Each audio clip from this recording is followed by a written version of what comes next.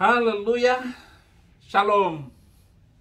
Sebelum khutbah kita berdoa agar hati kita terbuka, pikiran kita terbuka. Bapa di surga yang terbaik di dalam hidup kami, sumber segala kehidupan, sumber sukacita, berkatilah firman yang akan masuk dalam hati kami dan jadikan kami pelaku-pelaku firman. Haleluya, amin. Karunia gembala. Begitu saya masuk Kristen, banyak sekali orang Kristen ini pindah satu gereja ke gereja lain. Karena mereka tidak mengerti, mungkin tidak mengerti karunia penggembalaan dan karunia gembala bagi kehidupan pengikut Yesus.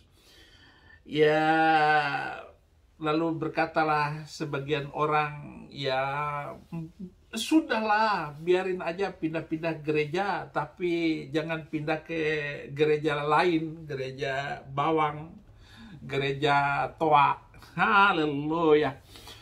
Terambil dari Efesus 4 ayat 11, dan ialah yang memberikan baik rasul-rasul maupun nabi-nabi, baik pemberita-pemberita Injil maupun gembala-gembala dan pengajar-pengajar. Saudara, siapa gembala itu? Gembala adalah seorang yang bertanggung jawab langsung kepada Allah. Gagal atau suksesnya seorang gembala tidak ditentukan oleh seseorang, suatu badan, organisasi, atau jemaat, tetapi sejauh mana ia setia kepada Allah. Jadi gembala harus setia kepada Allah. Jadi kalau dia tidak setia, ya gagal dan suksesnya seorang gembala bisa demikian. Karena itu hubungan seorang gembala dengan Allah adalah hal utama dalam hidupnya. Dan hal terpenting dari kehidupan pribadi seorang gembala adalah hubungannya dengan Tuhan. Ini yang penting untuk diketahui sebagai seorang gembala. Nah, di dalam Alkitab kita perlu belajar dari Alkitab. Siapakah seorang gembala itu? Gembala adalah seorang yang telah mengenal Yesus Kristus sebagai Tuhan dan Juru Selamat. Jadi dia harus kenal baik. Bahkan detak jantung kita ini seirama dengan perasaan Tuhan. 2 Timotius 1 ayat 12, itulah sebabnya aku menderita semuanya ini. Tetapi aku tidak malu karena aku tahu kepada siapa aku percaya. Dan aku yakin bahwa ia berkuasa memelihara apa yang telah dipercayakannya kepadaku hingga pada hari Tuhan. Kita harus tahu kepada siapa.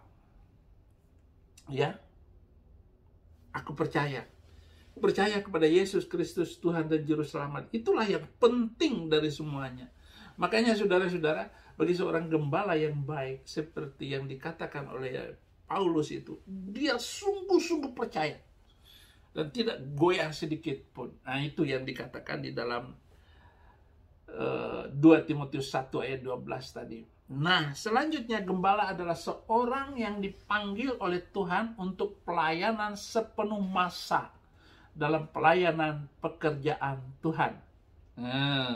Jadi dia pokoknya walaupun ada pekerjaan tangannya, ketika dia dipanggil untuk mengurus jemaatnya, dia harus segera meninggalkan itu. Dan seorang gembala tentu saja dia harus berbicara dan berkata dengan tegas. Efesus 4 ayat 11, dan ialah yang memberikan baik rasul-rasul maupun nabi-nabi, baik pemberita Injil maupun gembala-gembala dan pengajar-pengajar. Itu dari dia, panggilan Tuhan. Panggilan Tuhan. Dan sepenuhnya ungkapan yang sering saya katakan, saya sanggup berkorban dengan jiwa, raga, bahkan nyawa saya, serta apapun yang ada pada saya bagi memuliakan Tuhan Yesus Kristus. Inti dari semuanya itu. Saudara-saudara, gembala selanjutnya adalah seorang yang memiliki karakter. Ini penting nih bagi seorang gembala, memiliki karakter khusus. Jadi tidak terombang-ambing. 1 Timotius 3 ayat 2-7, karena itu penilik jemaat haruslah seorang yang tak bercacat. Suami dari satu istri dapat menahan diri, bijaksana, sopan, suka memberi tumpangan, cakap mengajar orang, bukan peminum, bukan pemarah, melainkan peramah. Pendamai, bukan hamba uang. Seorang kepala keluarga yang baik disegani dan dihormati oleh anak-anaknya. Jikalau seorang tidak tahu mengepalai keluarganya sendiri, bagaimanakah ia dapat mengurus jemaat Allah? Janganlah ia seorang yang baru bertobat, agar jangan ia menjadi sombong dan kena hukuman iblis. Hendaklah ia juga mempunyai nama baik di luar jemaat, agar jangan digugat orang dan jatuh ke dalam jerat iblis. Jadi seorang gembala itu harus memiliki karakter. Karakter seperti itu adalah satu sikap yang perlu dimiliki oleh seorang gembala. Nah, selanjutnya saudara-saudara, di poin yang pertama ini, gembala bukanlah seorang yang sempurna. Jadi jangan terlalu berharap banyak dari seorang gembala, karena ya semua gembala tentu saja tidak sempurna. Yeremia 2 ayat 8, para imam tidak lagi bertanya di manakah Tuhan. Orang-orang yang melaksanakan hukum tidak mengenal aku lagi, dan para gembala mendurhaka terhadap aku. Para nabi bernubuat demi Baal, mereka mengikat apa yang tidak berguna. Jadi saudara-saudara, memang seorang gembala belum tentu sempurna. Ya, nggak sempurna. Ada-ada saja, bahkan gembala palsu, gembala upahan akan muncul di setiap zaman, di setiap gereja. Saya tidak mengatakan gembala Anda itu gembala upahan. Ya, oleh karena itu kita harus tetap hormat dengan gembala kita. Dan jangan karena gembalamu lalu kamu pindah gereja. Wah, lucu. Yang kedua, saudara-saudara, tugas seorang gembala. Apa tugasnya? Menuntun umat Tuhan. Mazmur 23 ayat 3, ia menyegarkan jiwaku. Ia menuntun aku di jalan yang benar, dan karena namanya. Karena nama Yesus itulah kita dituntun. Ini ada lagunya, saya lupa nyanyinya. Kemudian tugas gembala itu adalah memberi makan domba-domba Tuhan. Jadi harus menyiapkan makan itu. Bagaimana menyiapkannya? Kita harus kumpul kemampuan masing-masing jemaat. Jangan memaksakan jemaat, ya. Memberi makan domba-dombanya tadi. Ya, jadi harus memberi makan. Mazmur 23 ayat 1. Mazmur Daud, Tuhan adalah gembalaku, tak akan kekurangan aku. Jadi kalau Tuhan itu adalah gembala kita, tidak akan berkekurangan. Dan gembala adalah wakil Tuhan. Oleh karena itu seorang gembala harus menyiapkan makanan bagi domba. Terutama menyiapkan khutbah-khutbah yang saya susun seperti ini. Ini adalah makanan utama dari domba-domba kita itu. Kemudian menjaga domba-domba Allah. Mazmur 23 ayat 4. Sekalipun aku berjalan dalam lembah kekelaman, aku tidak takut bahaya, sebab engkau besertaku, gadamu dan tongkatmu itulah yang menghibur aku. Jadi penyertaan Tuhan di dalam hidup kita bagaikan gembala yang memberikan rasa aman kepada jemaat. Yang ketiga, saudara-saudara, ini poin yang terakhir untuk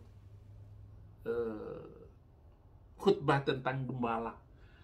Tugas jemaat bagi gembalanya. Ini jangan tahu menuntut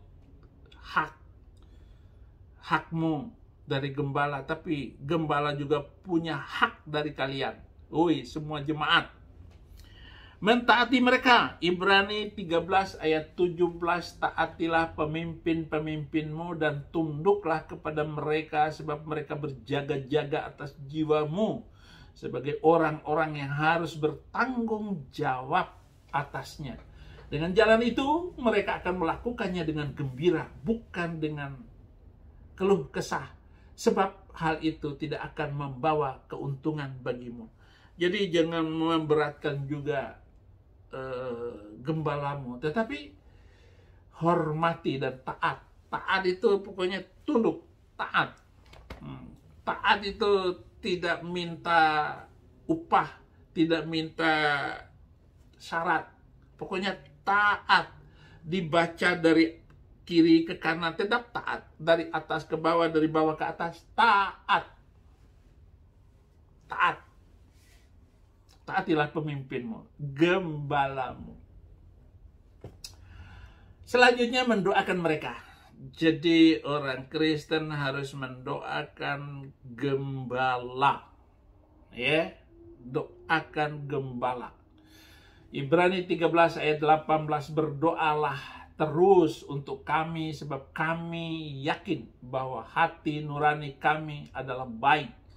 Karena di dalam segala hal kami menginginkan suatu hidup yang baik. Ya, sama dengan Saifuddin Ibrahim. Saya menginginkan hidup yang baik. Tetapi masuk Indonesia nggak boleh, keluar dari Amerika juga susah, seperti penjara besar. Haleluya. Jadi saudara-saudara, kami menginginkan kehidupan yang baik. Yang pernah saya katakan, saya cinta Indonesia, maka saya harus melayani di Indonesia, mati di Indonesia. Saya nggak tahu apakah saya mati di Amerika atau di Indonesia, nggak tahu. Ya, masih hidup.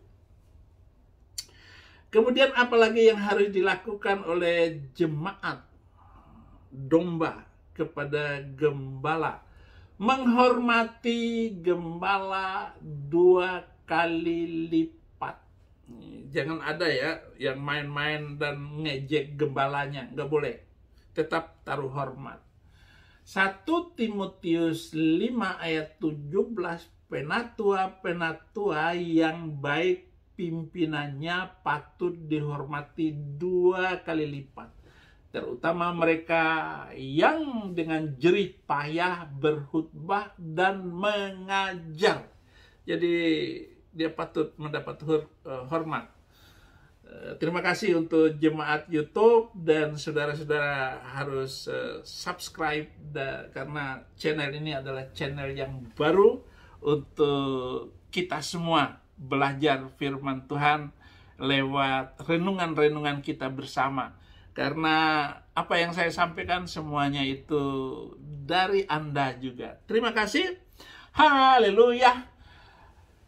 Bapa di surga, bersyukur karena kami sudah mendengar firman-Mu, dan biarlah kami terpukau, terpesona terus dengan keindahan hati-Mu dan keindahan pengajaran Tuhan. Terima kasih atas karunia-karunia yang Tuhan berikan kepada kami. Tiada hari tanpa menginjil, tiada hari tanpa bersaksi. Bapa, mampukan kami untuk menjadi pelaku-pelaku firman-Mu, sehingga kami semua boleh dikatakan berguna bagi zaman ini. Terima kasih. Semua apapun lancar, damai, sejahtera. Haleluya. Amin.